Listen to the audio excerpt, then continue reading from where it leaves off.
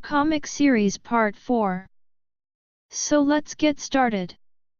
Returning Asgard to its own realm, Thor was faced with yet another Ragnarok threat when Loki teamed with Surtur using weapons created from the same forge from which Mjolnir was made, determining that the gods above all gods, known as those who sit above in shadow, had manipulated Asgard into the repeating cycle of Ragnarok. He sought them out and gave his life, and that of the reality of his dimensions, to destroy them. The Odin power, having manifested itself as a young Asgardian, congratulated Thor on his final victory, the plan his father had always had for him, leaving Thor to rest the slumber of the gods, and all that remained of them were memories on Midgard. Mjolnir returned to Earth, landing in a deserted field and inadvertently freeing Dr. Doom from his extra-dimensional prison along the way.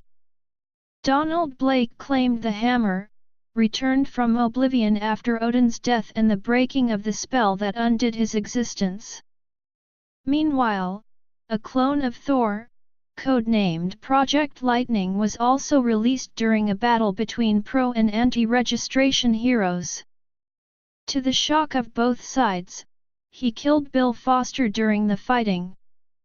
Traveling back to the Void, Blake convinced Thor that he had ended the Ragnarok cycle and that if he returned to Earth, he could rebuild Asgard and restore his Asgardian friends and allies. Informing him that he could only return with great pain, Thor was attacked by a horde of creatures. Disappearing, Donald Blake advised Thor that if he was to live again, he had to want to live again.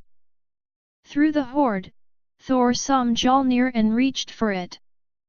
Grabbing it, a great bolt of lightning struck, throwing the horde clear of him. And Thor stood again, reborn in a new costume. Thor used Mjolnir to recreate Asgard's capital in Oklahoma. Soon afterward, Iron Man met Thor in New Orleans. He greeted Thor as a friend but explained that he couldn't just appear and recreate Asgard here on Earth, even though he did now own the land. Thor told Stark that he knew of the clone that he used and how violated he felt that he used such an abomination to wage war against other heroes, many of whom Thor considered as close as family. Seeking a compromise, Stark rationalized that Asgard could be considered a foreign embassy, with diplomatic immunity granted to its inhabitants. Thor deemed this acceptable. Soon after returning, Thor found the first of the lost Asgardians, Heimdall, and restored him to his true form. In Africa, Thor restored the warriors 3 to their true forms. Later, Thor attempted to free several captured Asgardians who were still trapped in mortal form from the destroyer. He unknowingly freed Loki, reborn as a woman, who was working with Dr. Doom to allow Thor to free him from his mortal form. Although Thor successfully restored most of the Asgardians, he did not attempt to find his father. During the Odin sleep, Thor had a vision in which he discovered that on a subconscious level he did not do so because he wished to be free of his father, and that Odin fought an eternal cycle of battle with Surtur, dying and being reborn each day, between life and death. During the Skrull invasion, the Skrulls pulled Beta Ray Bill out of the limbo he had been trapped within, and enabled a Super Skrull to wield his mystic hammer Stormbreaker. Balder and Beta Ray Bill commanded the gods against the Skrull troops. Thor arrived, retrieved Stormbreaker, and collapsed all of Asgard itself on top of the Skrull. Thor flew to New York and joined with the gathered forces of nearly 100 other superheroes to repel the Skrull attack. There, Thor was forced to sacrifice a fellow Avenger, the Wasp, when the Skrulls turned her into a last-resort biological weapon that would have destroyed the planet. Loki traveled to the past, ensuring Bor, father of Odin and first king of Asgard, would perish in battle against the frost giants.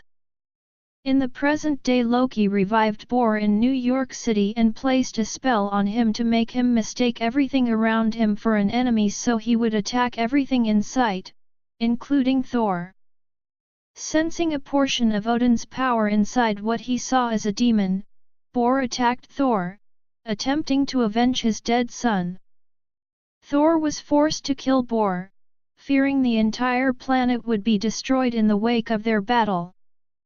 Loki reminded Balder that the resurrected Bor was technically king of Asgard when Thor killed him, and the punishment for killing a king was banishment from Asgard. Balder was forced to agree and was made monarch in his place. After Thor's banishment, Loki made arrangements to have all Asgardians, but not Asgard itself, moved to Latveria at the invitation of Dr. Doom. With Mjolnir badly damaged from his battle with his revived grandfather, Thor was secluded from all but his own alter ego. Loki revealed that her female body had been meant for Sif and that the transfer from his female form to his male form would probably kill Sif's host. After seeking Doctor Strange's aid in healing Mjolnir by sacrificing the portion of the Odin force, Thor managed to save Sif by freeing her spirit. Loki was returned to his male form. They deduced that Loki and Doom were working together and confronted Doom, Loki, and their brethren. In the end, Doom was teleported away by Loki. Balder declared that the Asgardians were returning to Asgard. During the siege of Asgard, Thor rushed to the aid of Asgard against Norman Osborn and his invading Dark Avengers. Osborn ordered the sentry to destroy Asgard before the horrified eyes of Thor. The sentry, then fully possessed by the void, proceeded to pummel the heroes until Loki used the Norn stones to empower them. Realizing that the heroes' power was coming from Loki, the void attacked him. Loki's attempts to defend himself were unsuccessful, and he apologized to Thor before dying. Spurred on by unabridged rage, Thor and the others attacked the void, but to no avail until Tony Stark rammed a hammer helicarrier into their opponent at full speed, turning Void into his human form of Rob Reynolds, who begged Thor to kill him.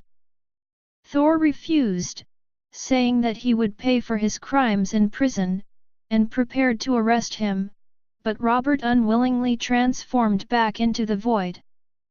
Left with no other choice, Thor struck the Void with a lightning blast, leaving nothing but a charred skeleton behind. Thor then wrapped his own cape around Sentry's corpse and disposed of it by throwing it into the Sunday. Balder lifted Thor's exile and appointed Thor as his advisor. Thor has since then rejoined the Avengers.